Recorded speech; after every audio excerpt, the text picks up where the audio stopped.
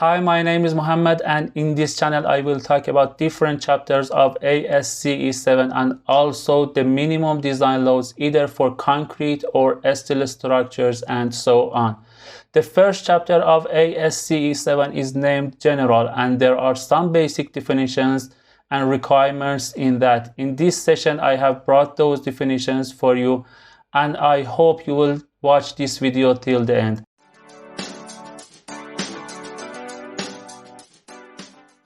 At the beginning of every session, I will define its goals at first and then I start it. For example, in this session, I will talk about these topics: important definitions, basic requirements, and structural integrity. Here I have left other pages of this channel. Please join them and check me out there for more content.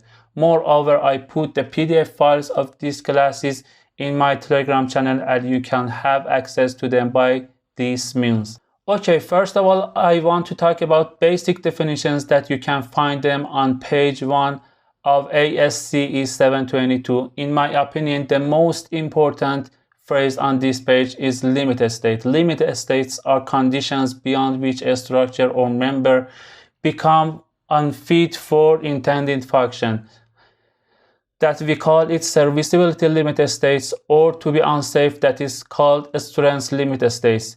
We have different procedures in order to provide these limit states. Maybe the most well-known method for this intent would be allowable stress design method, ASD, that we used to use it for many years and also till now for many structures, and we also know it as working stress design, WSD. As you can remember, the fundamental equation for this method was something like this. In this equation, elastically computed stresses produced in the members by nominal loads shouldn't exceed specified allowable stresses divided to a factor of safety. About the nominal load definition, I will talk further. The allowable stress obtained from different codes and basis of strength of materials formulas, and factor of safety, as you know, is a factor that considers both deviations of loads and strengths, and it has a quantity higher than 1. Secondly, we have a strength design method. The equation in this method is something like this. In this method, computed forces produced in the members by the factor loads don't exceed the member design strength, also called load and resistance factor design method, or LRFD. In this equation, RU stands for nominal loads, and it is magnitude of the loads specified in ASCE 7 standard for dead, live, wind, tornado, snow, earthquake loads, and so on. Gamma is a factor that accounts for deviations of the actual load from the nominal load, for uncertainties in the analysis that transport the load into a load effect, and for the probability that more than one extreme load will occur simultaneously. All in all, for left side of this equation, the resultant product of the nominal load and load factor is called factored load. On the right hand side of this equation, Rn stands for nominal strength, and it is the capacity of a structure or member to resist the effects of loads as determined by computations and formulas derived from accepted principles of structural mechanics or by field and laboratory tests. The symbol phi represents the resistance factor, and it is a factor that accounts for deviations of the actual strength from the nominal strength. That is also a strength reduction factor. And finally, the resultant product of the nominal strength and resistance factors would be design strength, subjected to approval of the authority having jurisdiction for individual projects. The performance-based procedure is another way to satisfy different limit states, and I'll talk about it in the next slide.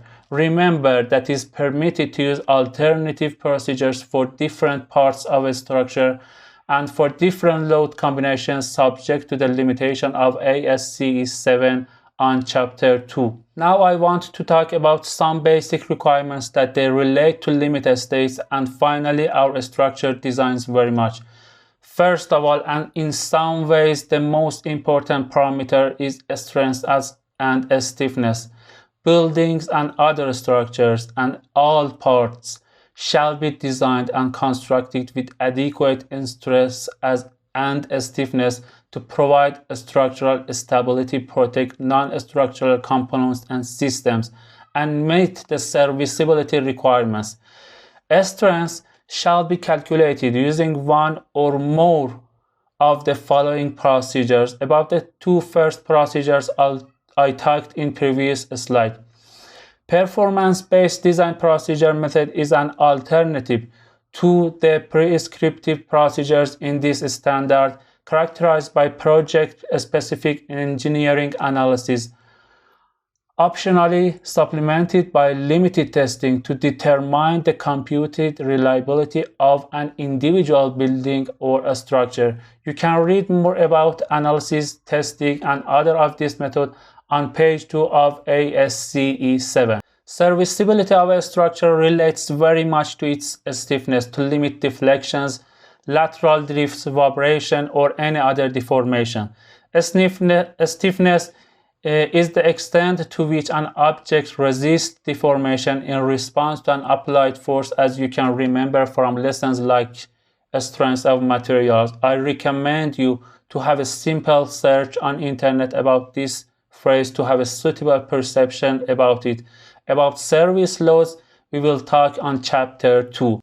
About the functionality, I should say that both structural and non-structural systems and members shall be designed such that their behavior would not prevent function immediately following any of the design level environmental hazard events. Moreover, provisions shall anticipate self-straining forces and effects arising from different settlements of foundation and restrained members' dimensional changes caused by temperature, moisture, shrinkage, creeping, and similar effects. The analysis method of a structure is another important part of an acceptable design. Analysis shall be determined by methods of structure analysis that account equilibrium, general stability, geometric compatibility, and both short and long-term material properties. Overturning, sliding, and uplift in a structure caused with earthquake and wind loads must be controlled by considering enough resisting forces during our building designs. Lastly, we should care about fire resistance consideration by using applicable building codes. Almost every consideration in our buildings designed according to different standards such as ACI 318, AISC 360, and ASCE 7 is to provide a suitable structural integrity between different members. Hence, buildings and other structures shall be designed such that localized damage won't lead to whole structure failure and won't propagate to other structure members. Thus, structural systems must be designed such that loads from a damaged member transfer to other members so that the structural stability remains. ASCE 7 has talked about some important parameters to satisfy this parameter in our structures that I have listed them here, and you can read more about them on page 4 of this standard. I hope you love this video. Give me a thumbs up and subscribe to my channel. Please leave me a comment below, and of course check me out on Instagram and Telegram at ASCE7_22. In next session, I will talk about risk categories of different buildings and also important factors that relate to them. I left its link here and invite you to watch it. Good luck and bye.